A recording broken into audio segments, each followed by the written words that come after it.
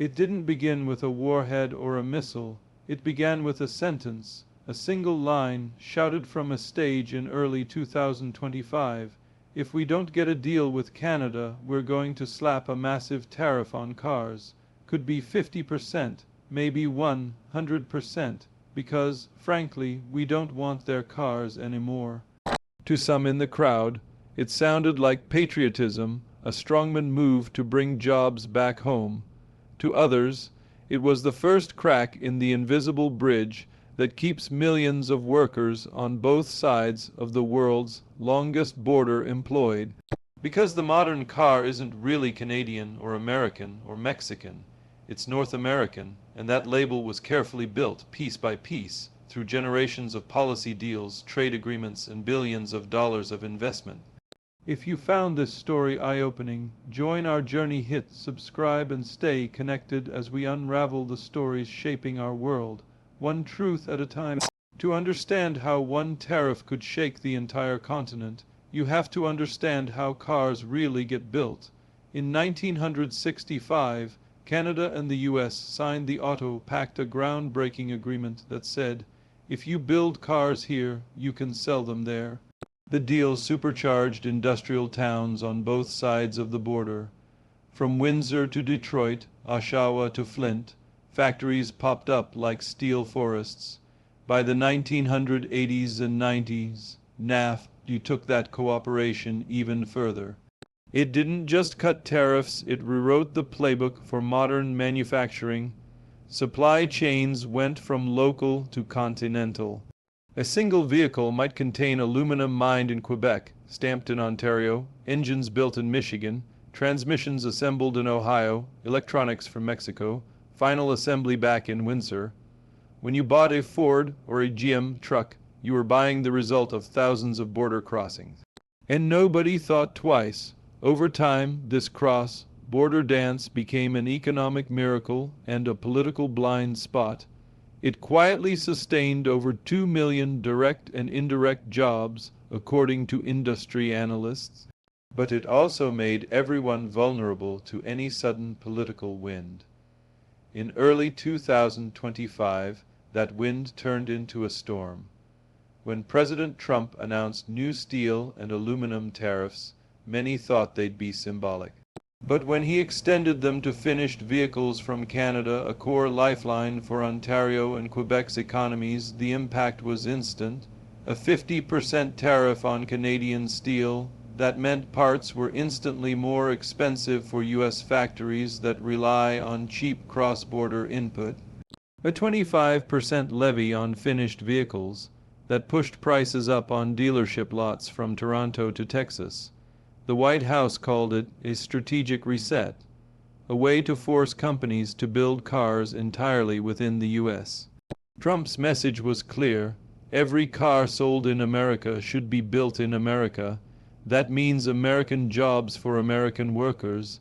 But the problem is, you can't untangle decades of supply chains overnight. Factories can't be rebuilt at the snap of a finger. Engineers and toolmakers can't magically relocate, and the companies themselves, they're businesses, not charities. They follow efficiency, not politics. In Ontario, the ripple effect was immediate.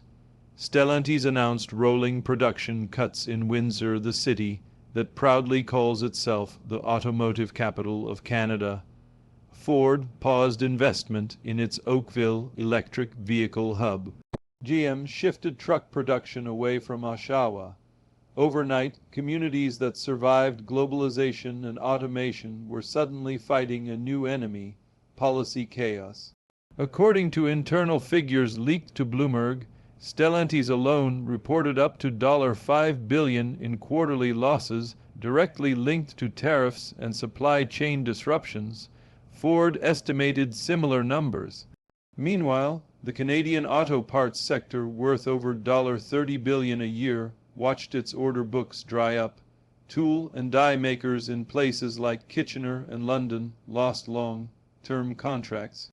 It wasn't because they were too pricey, it was because U.S. buyers feared that one presidential tweet could kill their cross-border link.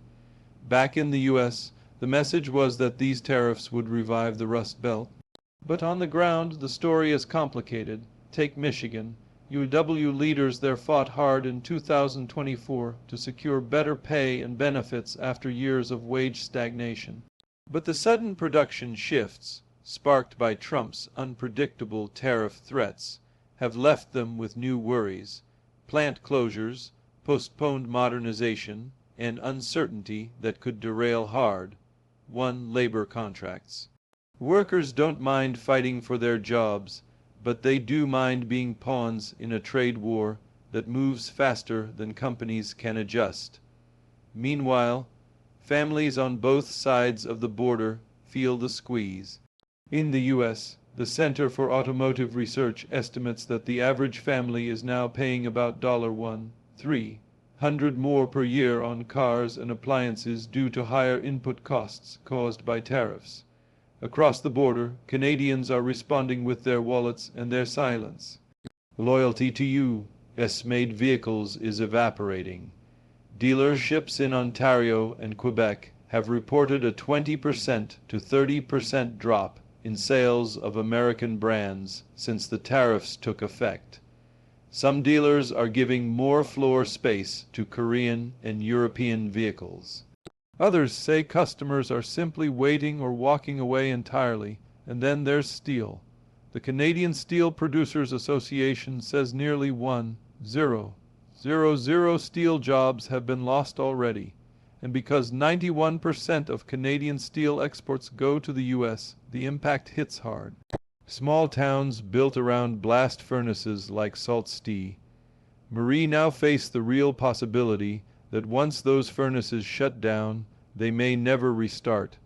Canada's response: a July 21st deadline looms. If no deal is reached, retaliatory tariffs will hit U.S. exports from finished cars to farm goods, and some Canadian policymakers are floating something even more provocative: lifting import duties on Chinese electric vehicles to fill the gap. For decades, Canada has bought around 8 million U.S.-made cars every year. That steady market helped Detroit stay afloat. But if Canadians walk away or pivot to Korean, European, or Chinese models, that safety net disappears. It wasn't just autos that triggered this trade war. The final spark came on July 1st, when Canada implemented its long-planned digital services tax, a 3% levy on big tech companies like Google, Amazon, and Meta. In Washington, this was seen not as tax policy, but an attack on U.S. giants. Investor Kevin O'Leary called it desperation, a band-aid for years of declining energy revenue and a slowing economy. Trump's reaction was swift and fierce. He ended trade negotiations, threatened new tariffs, and made headlines by suggesting Canada should become America's 51st state, a rhetorical jab that sounded more like empire building than diplomacy.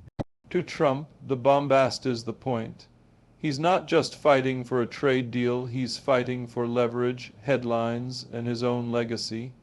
His 90 deals in 90 days campaign aims to show he's tough on trade.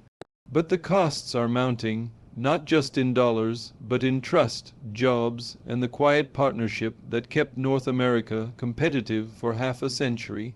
And while the big factories make the news, the real casualties are the small machine shops, the truck drivers crossing the Ambassador Bridge daily, the young couple wondering if they can still afford that new SUV, the steelworker in Sault Ste. Marie, with a mortgage and no fallback plan. The biggest threat isn't tariffs themselves, it's unpredictability. Factories can adapt to high prices if they're stable. Families can plan for slowdowns if they know what's coming. But nobody can plan for a trade policy that changes with every tweet. Supply chains break, investment dries up, and the carefully built North American car, that quiet marvel of three nations working together, starts to look like a relic of a more predictable past. So where does this leave us? If the goal was to force more cars to be made entirely within U.S. borders, it will take more than tariffs. It will take years, maybe decades, to rebuild supply chains, retrain workforces, and persuade companies that the new normal won't change on a whim. Meanwhile, Canada faces its own reckoning. For decades, easy access to the U.S. market was a safety net.